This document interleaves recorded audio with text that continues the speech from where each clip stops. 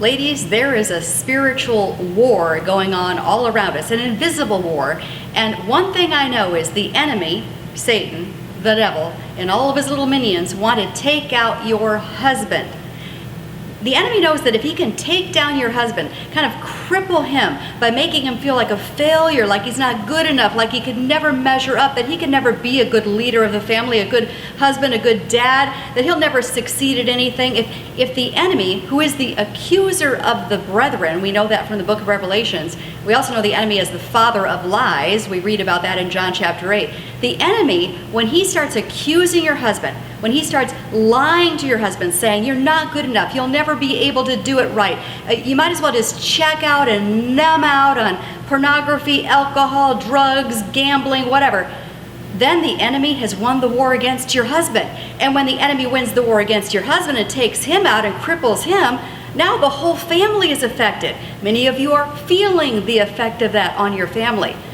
But here's what you can do, ladies. Instead of wringing your hands, feeling all sorts of self-pity, just, conceding defeat in this spiritual battle, how about if you and I get the vision of becoming a tool in God's tool belt where we step up and we say, wait a minute, I'm going to counteract the voice of the enemy.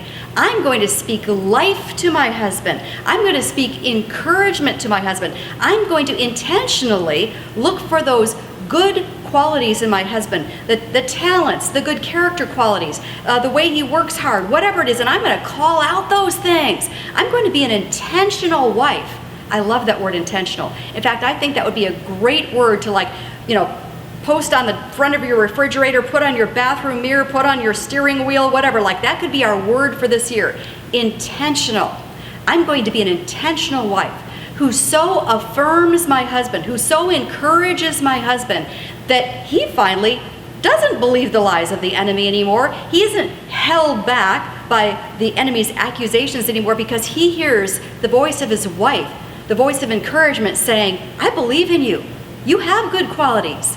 I'm with you to help you and encourage you. Now, this doesn't mean that we are blind to serious sin in our husbands' lives. If your husband is being abusive and looking at pornography and driving around drunk with the kids in the back seat, obviously we don't let that slide. But even then, catch the vision of being the voice of gentle encouragement and hope in your husband's life. Even if you are having to confront him and ask for him to do some serious work to change wrong behavior and sin. Maybe he needs to get into a 12-step program. Maybe he needs to go into counseling.